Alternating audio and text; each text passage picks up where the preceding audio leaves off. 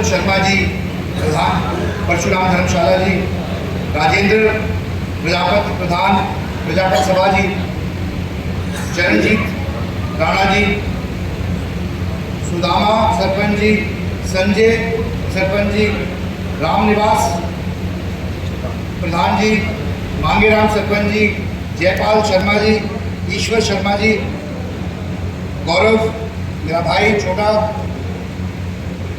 पार्षद जगदीश शर्मा जी, जगमिंदर शर्मा जी, विनय शर्मा जी, रमेश शर्मा जी, सुरेश शर्मा जी, सतीश शर्मा जी, और भी कोई अगर किसी का नाम रह गया हो तो मैं उनसे क्षमा चाहूँगा। सम्मानित मंच, क्योंकि सभी लोग यहाँ पर समाज के प्रबुद्ध लोग हैं। मैं सबसे पहले तो आपको बताना चाहता हूँ, मैं किसी मुख्य अतिथि के तौर पे या सांसद या नेता के नाते से आपके बीच में नहीं आया हूँ। मैं आपके भाई और बेटे के नाते से आपके बीच में आया हूँ और मेरे आने का औचित्य एक ही है। मैं आपको भगवान परशुराम जी के जन्मोत्सव के उपलक्ष्य में एक भव्य कार्यक्रम करनाल में आयोजित हो रहा है आने वाली 5 तारीख को पुरानी सब्जी मंडी में 1 बजे दोपहर।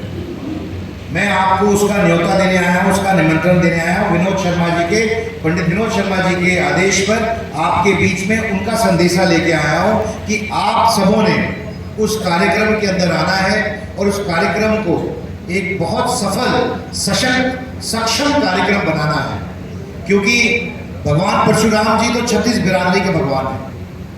वो किसी एक जाति के या एक समुदाय के भगवान सिर्फ नहीं है, हम तो उनके वंशज हैं। हमारा तो दायित्व बनता है कि हम उनका प्रचार प्रसार करें, हमारा दायित्व बनता है कि हम उनकी पैरोकारी करें।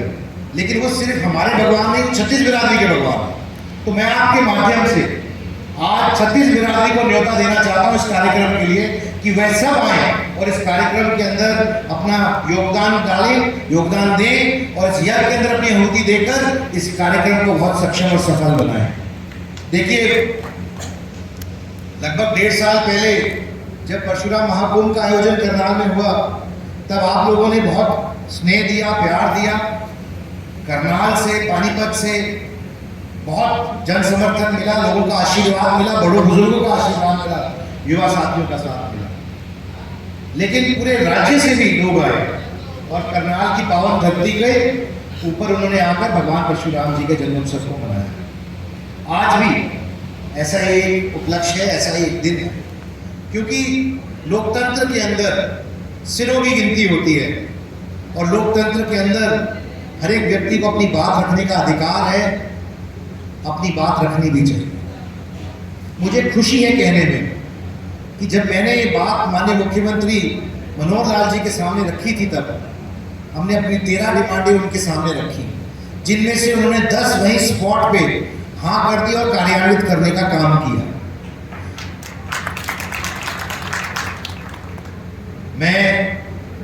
मुझे पूरा विश्वास है कि जो हमारी 3 डिमांडें रह गई, समय के साथ वो भी पूरी होंगी।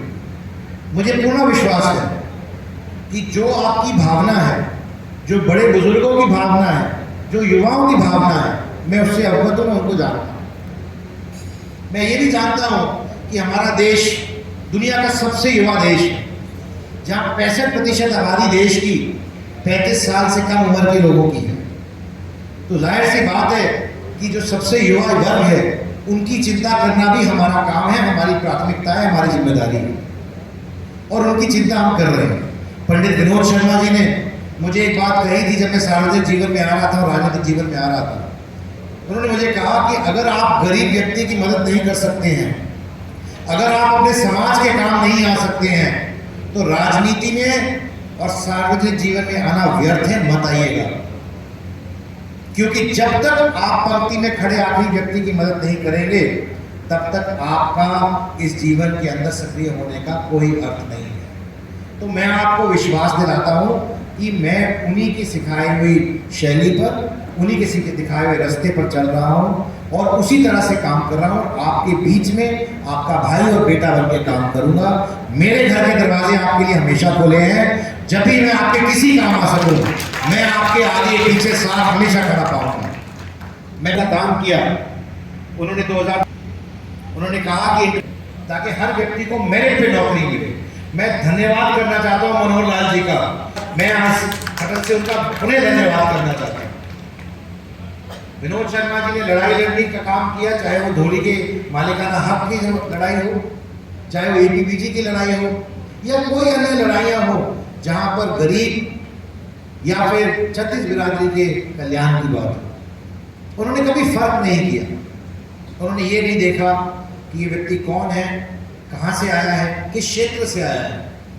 उन्होंने कहा कि आज हमारे देश के अंदर, देश में भी, जो कि भारतीय होने का हमें गौरव प्रदान करती है। मुझे हाल ही में भगवान राम की प्राण प्रतिष्ठा का, रामलला का प्राण प्रतिष्ठा का कार्यक्रम देखने का मौका मिला अयोध्या में, और मैं उस दिन मजबूर हो गया सोचने में कि क्या ये दिन संभव हो पाता।